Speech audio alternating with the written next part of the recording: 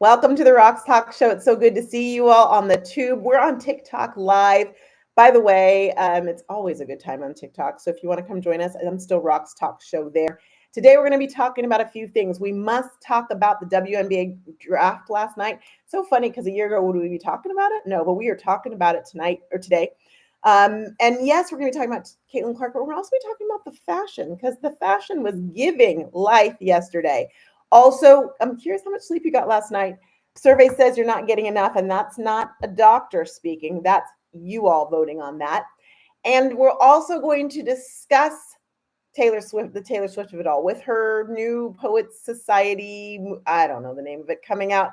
You're going to hear some Taylor Swift news more and more this week. And and we're going to talk about a couple other things. But let's go ahead and hop in. Let me go ahead and, if you're on TikTok, let me bring up this picture. Oh, we're talking about the Olympics. That's going to be next. But first, let's talk about Caitlin Clark.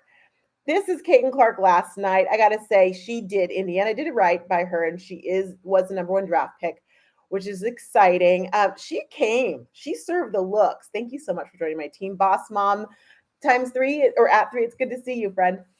So she was wearing Prada from head to toe. Her outfit cost $17,000. These are the things we really care about. I have to say, I love the fact that when it comes to when we see things, in general, athletes are giving the outfits. They are. But I don't know. The women last night were dressed, you name a designer, they had some type of thing going on with that designer and were really showing up. So I'm excited. I will watch some of the games or just kind of keep up with it because but before I do that, the next time I really want to focus on women's basketball or any basketball for that matter is the Olympics. Countdown Olympics. I will start to give you a number date on the Olympics, but we need to talk about this. So Nike is the official dresser. Thank you so much for the confetti, Boss Mom at 3. I appreciate you.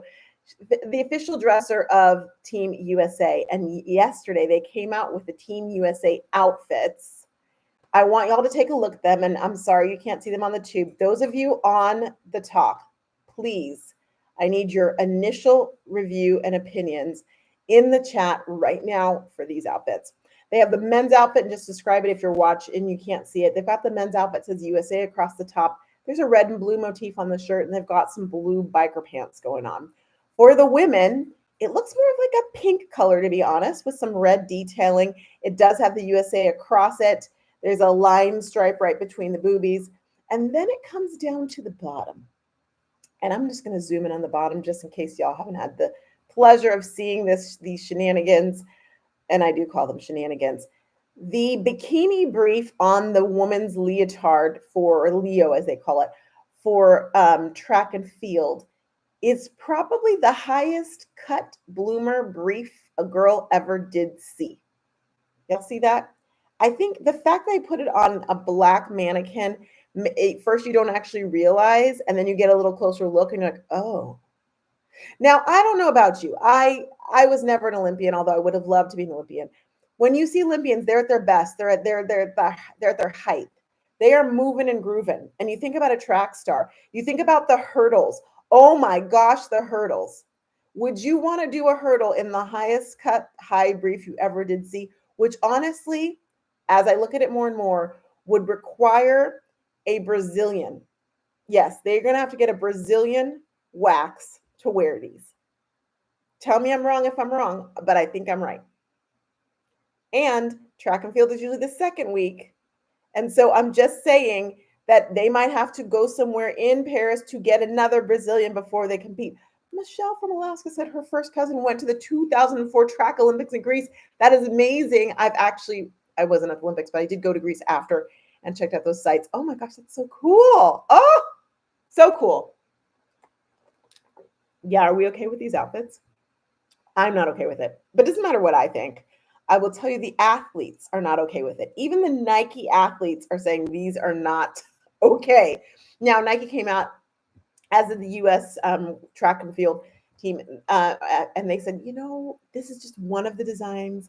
There are many designs. Why would you choose a design with the highest cut of high cut briefs that's going to require Brazilian to go, here's what we have for you this year? It's an emphatic no. Emphatic. Michelle, I bet your first cousin, you should probably say, would you want to do your track in there? Can you imagine a hurdle? I didn't even think about the hurdles. Y'all, the hurdles, literally, you are like spread eagle. Oh my gosh. Pole vault, long jump, running in general. We always have problems with the relays anyway, and the batons. Now they got to worry about their Uchi. No, this is a problem.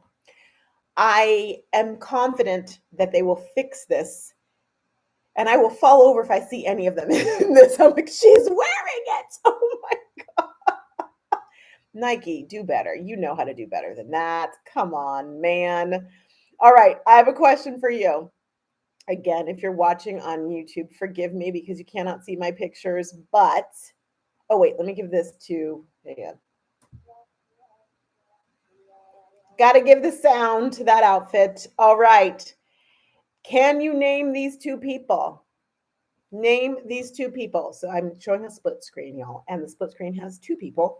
They were both in Us Weekly. In this image is from Us Weekly. So I'm wondering if you know who these ladies are. I'll give you a hint. They're musicians. Okay, I know. You know that's Taylor Swift. I don't need to tell you. You know that's Taylor Swift. But who is this woman right here? Earlier, someone guessed that it was Cher. It's not Cher. However, Cher is much more relevant than this person. Let me take you back to the 90s, the times where you had equal distance great country music, you had grunge, you had boy bands, you had R&B, all in one space. And who dominated all things grunge?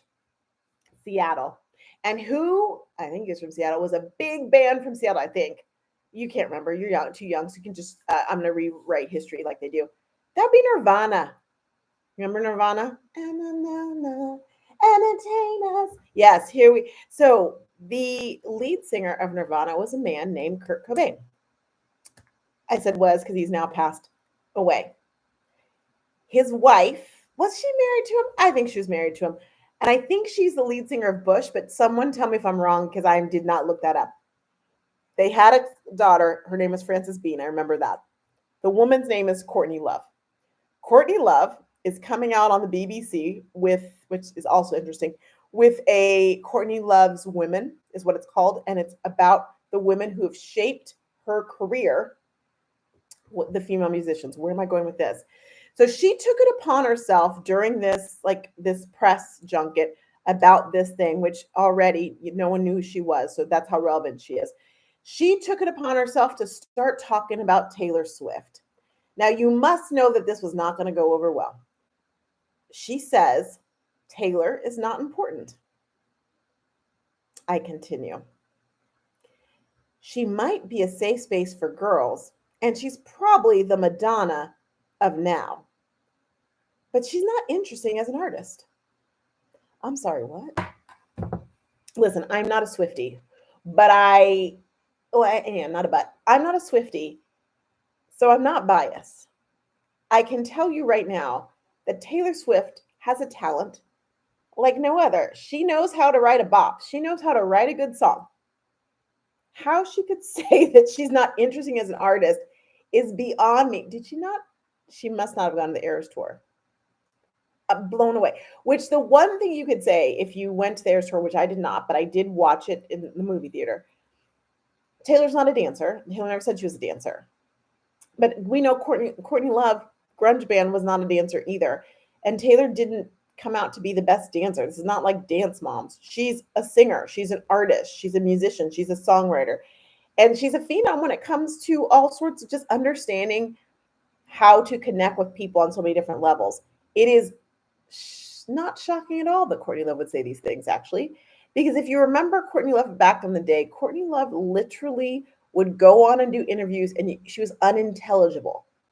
And even after her husband passed away from an OD, she would still, I was worried about her daughter because she's still she'd be on it. She'd be blubbering around. She couldn't stand up. She'd be doing interviews like this. For her to then come out, and in an era and a time where women are supporting women, and to just spew this nonsense about Taylor Swift tells me one thing. It tells me that she wants to be relevant.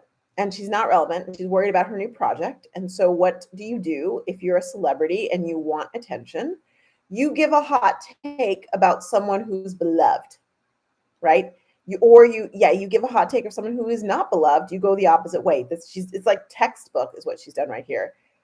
Oh, Courtney. And yet, here I am talking about her. So there you have it. She's like Roxanne's, no, not me, but Us Weekly's talking about her. So she's talking about it. So she feels like she's got it on. Oh my goodness. All right. Next thing we're going to talk about. By the way, don't forget, if there's anything you ever want to talk about, you just let me know. I am happy to talk about that. Pop it in the chat. Next thing we're going to talk about is your sleep. Are you getting it? A Gallup poll just came out and it said that most Americans, more than half, say we don't get enough sleep. 57% of us say we are not getting enough sleep. That's the worst that poll has been ever. When it comes to who's getting the least amount of sleep they need, it's women who are ages 18 to 49. Then when you cruise over to who's getting the best amount of sleep, old men. Conjunctually, when you talk about stress, the most stressed out people happen to be women. Go figure.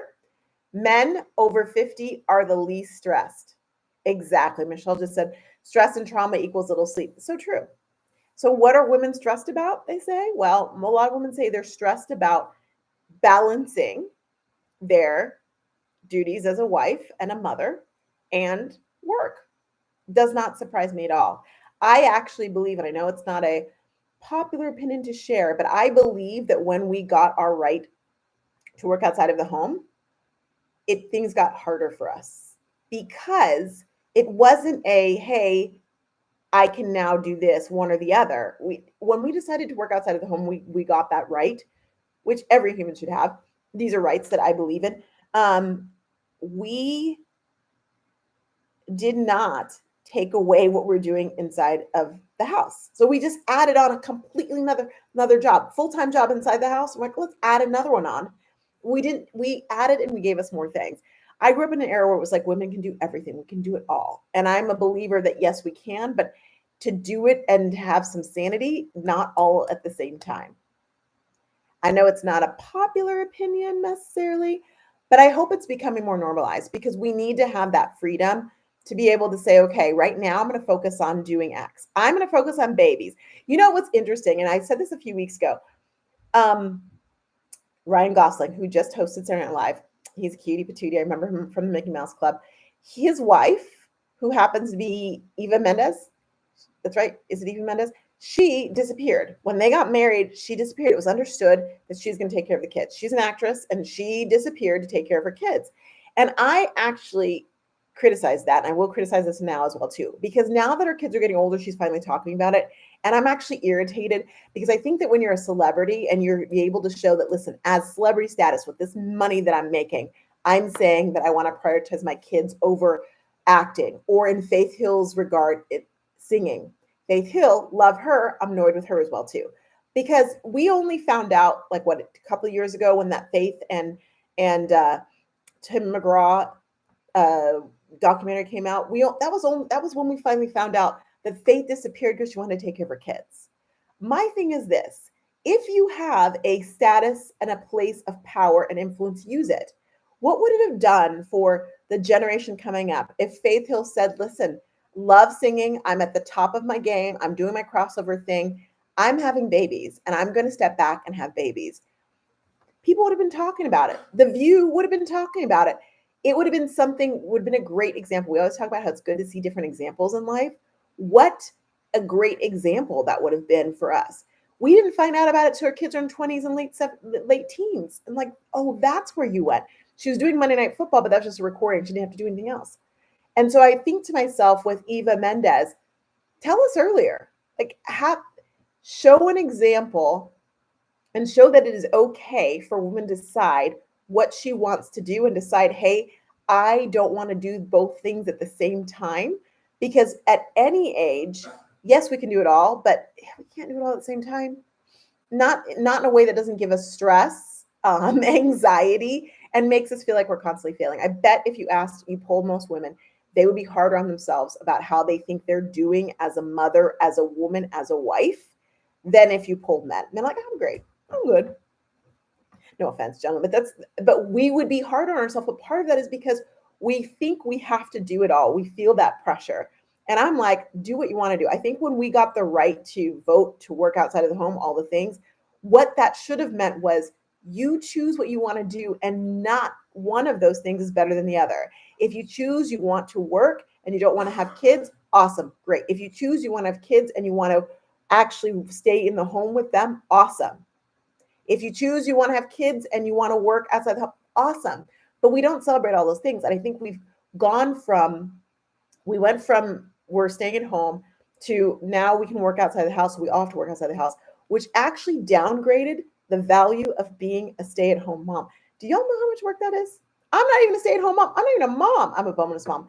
And I know how much work that is. Like, you can see it. It's exhausting. I'm like in awe. And so we downgraded and down leveled that in a big way. And I think that's bad for womanhood in general, because when we didn't give value to what was happening in the home, taking care of kids, and even actually, if you don't have kids and you're a stay-at-home wife, there is value in all of those things. When we downgraded that, we did ourselves a major disservice. I don't think we realized we were doing it, but we have to realize that, and it's this new phenomenon that I'm loving where two things can be true at one time. It can be true that women can work outside of in workforce outside of the home, and women can work in the home, and both of those things are equally valuable. Both of those things matter. And so now here we are. And that's why I call out in a nice way, in a loving way. I'm like, Faith Hill, Eva Mendes, and whatever celebrities right now. And the reason I say celebrities is because we look at that more, right? When you have, with great influence comes great responsibility. And I feel like if you have been put up in a place where you're on a spotlight, and I'm using celebrity anyway, it could be, well, let's talk about Nara Smith. Do y'all know who Nara Smith is? I just heard my husband go, who? He's eavesdropping. Do you know who Nara Smith is? Nara Smith, is it Nara or Naya? She is a model slash, okay, I think I talked to her recently. You're gonna go down this rabbit hole. She's a model slash mother of three. She's pregnant with one, has two babies running around, married, and she does these videos. She has millions of people following her now on TikTok. In addition to that, she has millions of people panning her and making fun of it. I love them so much. Okay, I love both of them. She's like, my husband said that he wanted barbecue chicken pizza because he loved it from growing up. So I thought I'd make some from scratch. And she sits there and shows you literally every step of make. And I don't mean like she bought the dough somewhere. I mean, she makes the dough. She made Captain Crunch cereal or something like that for fresh for her kids. She made Pop-Tarts. My husband said he always remembered eating Pop-Tarts when he was little. So I thought I'd make him Pop-Tarts. And she makes her own version. Like, it is insane. It is amazing. And it is insane. But you know what? Like, I appreciate that. Although people are like, there's no way. I don't have time for that. No, yeah, you don't have time for that because you're doing all of the things, right? I think it's great that she has millions of followers, whether people realize it or not. Now, would I ever show my husband that channel? No. He does not need to know she exists. Because I don't need to hear from him. By the way, don't forget, if you're a subscriber, use your emotes. You have them. Doesn't she have her own? She probably has her own chicken. She probably does. If she does, she probably got the eggs and like hatched her own chickens. I don't know. It is amazing, and it is so put together. But what I appreciate is that even though we all look at it like, well, it's an example, and I'm glad she's putting herself out there because it's a great example of how one can do life. There's no right or no, there's no wrong. If you want to buy your Pop-Tarts, buy your Pop-Tarts. If you want to make them from scratch, pop off, but please put it on TikTok so we can see that example. Seriously, I'm sure she's actually inspired some people to try cooking more things at home.